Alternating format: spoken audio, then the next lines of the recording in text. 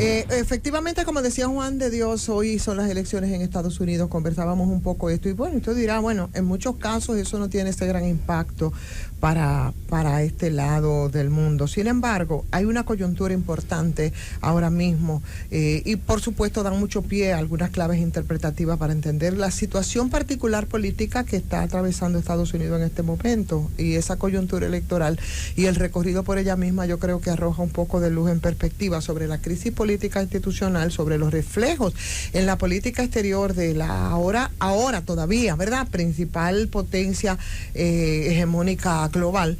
Y por supuesto, bueno, en ese recorrido por esa coyuntura electoral, con esa situación y lo que podría desprenderse de esto, se esperan muchas cosas y se espera que haya un cambio en todo lo que es el proceso y el dibujo de las instituciones y del Congreso, además del resultado de unas elecciones que van a tener un impacto en la próxima carrera presidencial, evidentemente en este caso.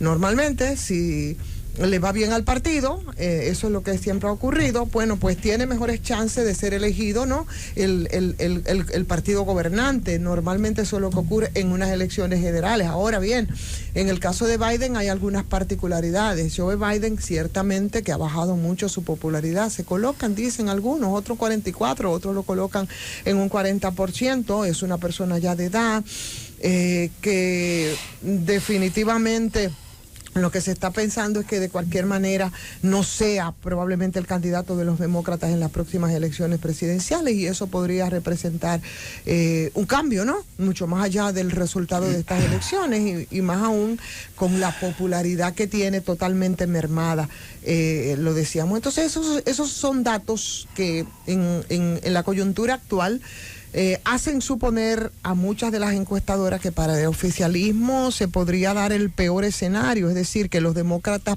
pudieran perder la mayoría en las dos cámaras. Es un hecho que van a perder la Cámara de Representantes. Claro, en el Senado, ¿no? Ahora el Senado es que está en juego. Sí, se renueva entonces ese tercio de la Cámara, efectivamente, pero actualmente los demócratas y los republicanos están empatados, aunque el oficialismo con el voto de Kamala Harris, que es algo interesante, ha logrado la mayoría.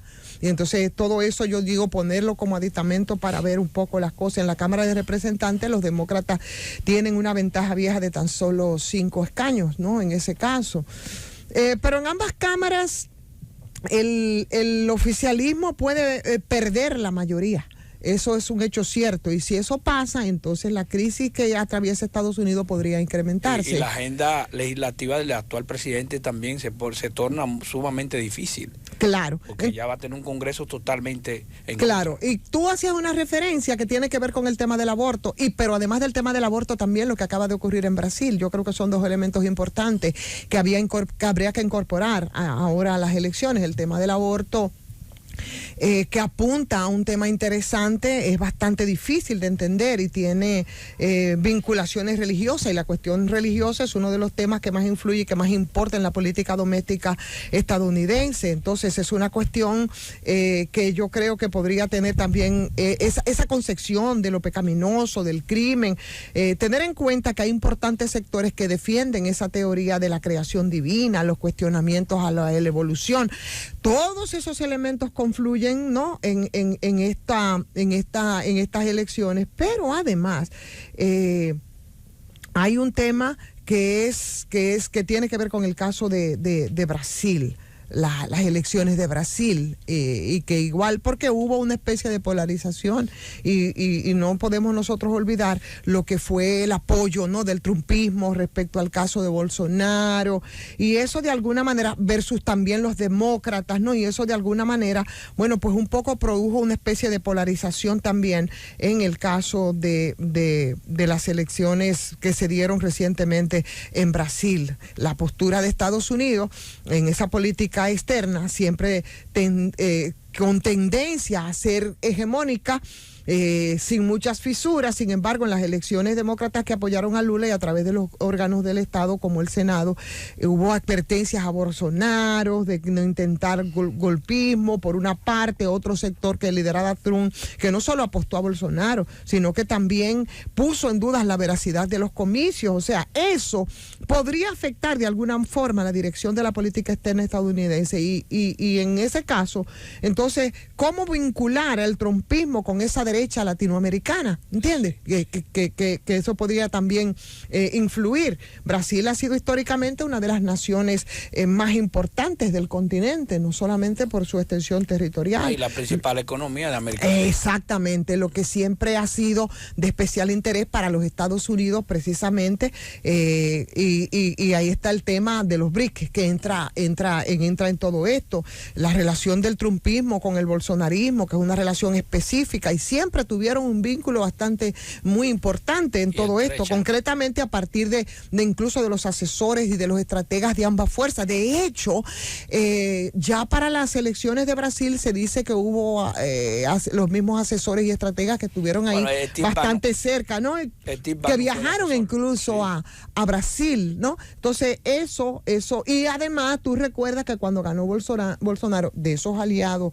que como Benjamín Netanyahu viajaron a Brasil a ofrecer algún nivel de apoyo, porque eran gente vinculadas y cercanas a la Casa Blanca, que cuando era Trump el principal inquilino de la Casa Blanca. Brasil tiene una particularidad, Ivonne, es que es el país de la América Latina que tiene mayor inmigrante de origen judío.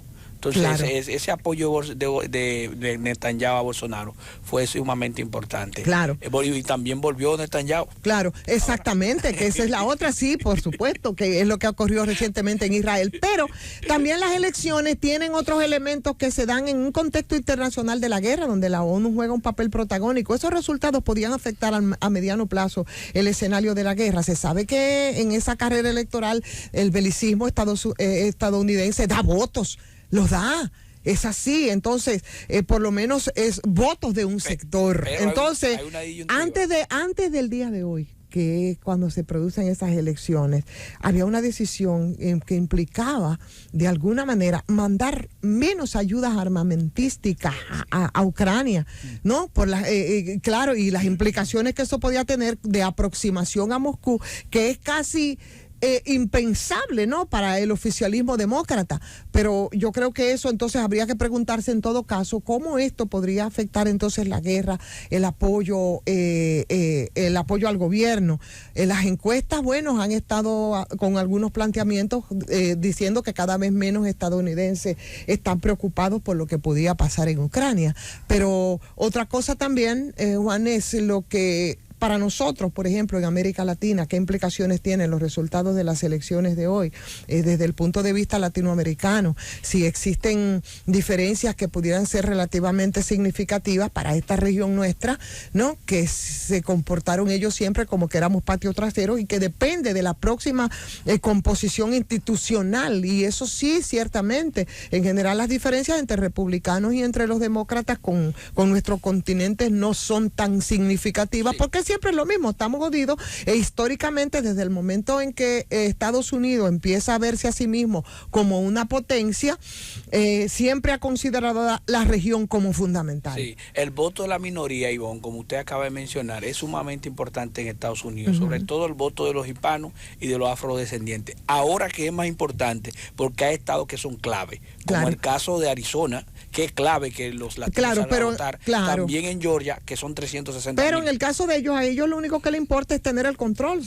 total sobre el continente. En conclusión, más que nunca hoy día, cuando usa la región tanto como plataforma de defensa, como expansión política, como un área para obtener recursos naturales también. Señores, están con la baba así con el tema del litio, y va a haber una especie de estampida, se han hecho levantamientos, pero también está el caso chino, que tiene una gran significación. El tema, yo creo que debemos estar atentos por muchas razones. Sí, ciertamente el control del agua también del control de los alimentos, en general los recursos naturales, que es fundamental para Estados Unidos, y que tiene un rival importante que es China, en este caso, evitando la injerencia que pudieran ellos tener en el continente. En fin, que mantenemos alerta, vamos a mantener atentos a todo este proceso, que yo pienso que sí, que hay que darle seguimiento. Y hay que darle seguimiento también a lo que piensa la gente, porque Bienvenido Rodríguez dispuso que al final nosotros tenemos que conversar y dar chance a lo que la gente ha dicho, y me parece que tiene mucho sentido, porque es parte de del recorrido que hemos hecho durante 2 horas en esta mañana. Así es que abiertas las líneas, señores, están abiertas para ustedes. Vamos entonces a hablar con nuestros oyentes que saben, ¿verdad?, que tienen un espacio abierto, y sobre todo es importante porque a esta hora de la mañana nosotros nos encontramos con que tenemos un público diferente, que son la gente que no se levantan tan temprano, que no tienen el chance de tomar la línea, y ahora sí lo pueden hacer. Así es que buenos días. Buenos días. ¿Cómo estamos? Buenos días. Sandy de los Mameyes. Sandy, adelante.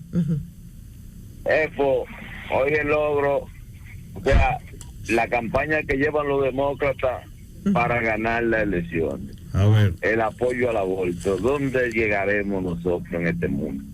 Bueno, usted es parte de esa diáspora estadounidense. Bueno, se nos fue el amigo, y la verdad que me gustaría tener algunas participaciones precisamente de nuestra diáspora en Estados Unidos, un poco con la jornada del día de hoy, pero también qué pasa aquí en el patio después de algunos acontecimientos bastante nefastos. Buenos días.